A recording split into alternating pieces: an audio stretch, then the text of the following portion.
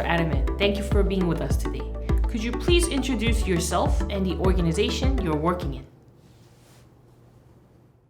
I'm Dr. Ronald L. Adamat, Commissioner of the Commission on Higher Education in the Philippines. Being a Commissioner of the Commission on Higher Education in the Philippines, I am handling 25 state universities and colleges, and I am the chairman of the Board of Regents of the state universities and colleges. The mandate of the Commission on Higher Education is to see to it that higher education is run according to world standards. We regulate our state universities and colleges by coming up with policies, standards, and guidelines for them to observe in order that quality education will be taught among students in all these state universities and colleges, including those with the private higher education institutions, as well as those with the local universities and colleges. So that is the main mandate of the Commission on Higher Education. Thank you. Now, how did you get to know about HWPL? When I learned about the HWPL, I was really amazed. The organization who have been trying to champion the cause of peace, who has been promoting the culture of peace. When I was first invited to South Korea way back in 2017, I learned much about the HWPL, particularly its chairman Man Hee Lee, man of peace, full of sincerity and spirituality. So many leaders throughout the world were invited, and I saw how people were so amazed in their contribution in the promotion of peace. I really appreciated HWPL because I find it really interesting to see one organization who is really deeply engaged in the promotion of peace worldwide. It seems like you're really inspired by the organization's engagement in peace. Thank you for your answer. Now, I heard that HWPL played a critical role in realizing peace in Mindanao, Philippines. Now, what did you think about this, and what is the most memorable part from your side? I am from Mindanao. Although it's not admitted that there is really crisis or problem between the Christians and the Muslims, all indications point to the fact that there is really a problem. Through the intervention of the HWPL, sensing that there is really a problem between the Christians and the Muslims, although it's not publicly admitted, so they initiated this peace agreement between a Christian archbishop and a Muslim governor of Mindanao. To my own assessment, it really gained so much milestone because if look at the local situation in Mindanao now, there is no more war, and peace has reigned since then, and it's being appreciated by the people. Not only the people in Mindanao, but in the entire country. It was broadcast in national television in the Philippines and in all broadsheets, national dailies in the country. I come from Mindanao. My province is the province of Maguindanao where the peace agreement took place.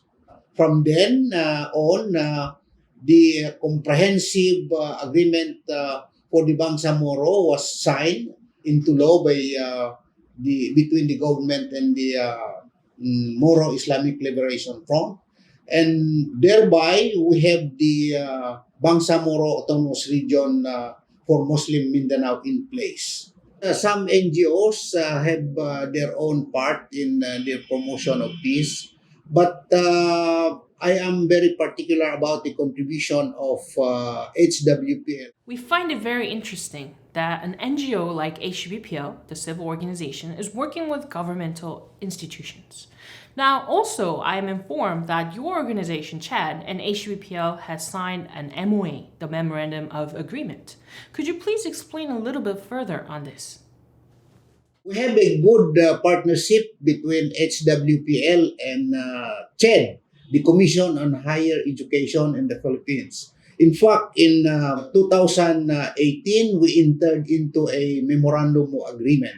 Chairman Manhili personally came here in my office in CHED, in the Commission on Higher Education, and we forged an agreement on the promotion of the culture of peace through education. That's why, as a fulfillment of that agreement, as far as I'm concerned, I initiated the passage of a CHED Memorandum Order. Now it is promulgated, CHED Memorandum Order number 1, series of 2019. We entered into a MOA in 2018 with HWPL. We tried to flesh out the possibility of trying to integrate peace education into the higher education curriculum. That's why in 2019, the Commission on Higher Education passed a CHED Memorandum Agreement. It was a very momentous occasion. It's historic. It's first time in the Philippines for a government agency like the Commission on Higher Education of the Philippines entering into an agreement with a peace organization like HWPL. These days, we have already established the framework for which peace education is being integrated in the curriculum of higher education institutions. And major part of this peace education is taken from the peace education framework of HWPL. We created a technical working group, and HWPL is part of the technical working group in crafting the syllabi, the programs for peace, for integration in all higher education institutions throughout the country. At this point in time, almost all higher education institutions in the Philippines, particularly the state universities and colleges, are starting to integrate peace education into the curriculum because we have just trained and capacitate the professors about peace so that they can effectively teach the students the nuances of peace without the professors being oriented and being experts about the parameters of peace. Then they cannot effectively teach peace to their students. I'm happy to note that we have oriented several state university professors now, and hopefully teaching of peace education in the higher education institutions will be full blast or will be a reality. So how many schools currently provide peace education in Philippines? And how many teachers can provide peace education? And how many students are receiving peace education? Do you have any data with this? There is no concrete data on that, except that as a matter of policy, because the Commission on Higher Education promulgated the Commission Memorandum Order number 1, all state universities and colleges are mandated to integrate peace education into the curriculum. That's why we train the faculty on the nuances of peace. And for that matter, the higher education institution in the country, numbering for the state universities and colleges, these are the government-run higher education institutions, numbering to 110 of them, 110 state universities and colleges, and close to 1,000 private higher education institutions. and more than 100 also local universities and colleges. So these are the coverage of the operation of CHED. Students to these higher education institutions are more or less, close to 4 million students in our higher education institutions. Although it's too early to say that all these close to 4 million students are already covered, but we are working on it. Hopefully, by next year, we will be able to cover all the students in the higher education institutions as far as teaching peace education is concerned. Once peace education is fully implemented, how CHED will be able to monitor and to see to it that the different HEIs or higher education institutions are really seriously implementing the CHED Memorandum Order, the integration, the implementation of peace education in all higher education institutions. Now, January 24th HBPL Day has started and established in Mindanao region. And I'm aware that you want to spread this throughout the whole country. They started to declare January 24 as Peace Day in the province of Mindanao. I also suggested that if we can also adopt January 24 as a National Peace Day, just to synchronize the day with that of declaration of the province of Mindanao, January 24 as Peace Day. A National Peace Day is so important, even if you belong to different political parties, different camps, you are in conflict with other cultural groups. Now, by coming up with a National Peace Day, people would reminded that there is really time for anyone, for any people to say sorry to anyone who was in conflict with. That's why I am optimistic that by coming up with the National Peace Day, which will be observed by all government agencies, particularly celebrated by the different higher education institutions as lead agencies. As you also know, the chairman of HBPL is a religious leader of a Christian denomination. Now, some people, they say that they think HBPL is a camouflage organization for his church. Have you ever heard anything about this, or do you know anything about this? Yeah, I heard also something about that, but I don't want to dwell on that. For as long as he is sincere in his promotion of peace, that is most important to me. Maybe if he wants to promote peace through his religious affiliation, so be it. So do I. I can promote my peace advocacies through my own religion.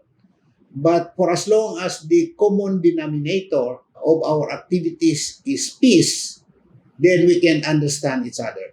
That's why I don't have any doubts that since HWPL is engaged in peace, I don't think I will turn my back against HWPL. Now, sir, just out of my curiosity, do you carry same religion as the chairman of HWPL? I am an Anglican. It's a church based in England, which is also a Christian church. Now, just one last thing, sir. Have you ever felt like you're being led or taught to follow chairman's religion? Not at all, because never did we talk about religion. Every time we met, never did we talk about religion, nor was there any occasion Chairman Manhili invited me to join his religion. No. I cannot remember of any occasion. Every time we meet, be it in Korea or here in the Philippines, the only subject matter is peace, the promotion of peace. Chairman Manhili is a very humble person. He's really a man of peace and a man of spirituality. He is so sincere in the promotion of peace. and never did I hear him preaching about his religion. I don't even know his religion. All I know about him is advocacy about peace. And that's why I appreciated him. And for that matter, we can understand each other because closest to my heart is peace. And I hope one day, through the initiative of HWPL, maybe through the support also of other World Peace Organization, hopefully and prayingfully, peace will reign in the world. Thank you for your sincere answer, sir. It could have been difficult questions to answer, but I really appreciate your answers. Now, how much of the people of Philippines are aware of Chairman Manhili and what is their evaluation? I know people are aware of Manhili. HWPL in the Philippines has been promoting peace, and I am one of their strongest partners. Now, I believe you're a man of peace and you're a person who really works for peace, which I can see from your answers. Now, have any of your thoughts or views changed after meeting HWPL on peace? Yeah, that's true because my background is about peace, and therefore my advocacies have been about peace. But my resolve was emboldened after meeting Chairman Manhili because of his passion on the promotion of peace. And I found an ally in HWPL in my dream to promote peace, not only in my country, but throughout the world. It's my commitment to support them for as long as we are talking about peace, for as long as we are promoting peace. We heard that you actually made a song called We're One. Now, what is the core message of the song? Basically, I am a trying hard composer. I have composed several songs already, and one of which is We Are One. Why We Are One? Because when I was in South Korea, I think that was in 2018, everybody was so passionate by shouting or chanting the phrase We Are One. We are one means we are one for peace. We are one belonging to one human race. I am proud to say that the song We Are One encapsulates the true meaning and true essence of peace. Thank you. I'll make sure that I look it up and listen to the song. Now, before we wrap up this interview, I want to ask you, do you have any last message you want to share with the audience today? Well, as I've said, I am an advocate of peace.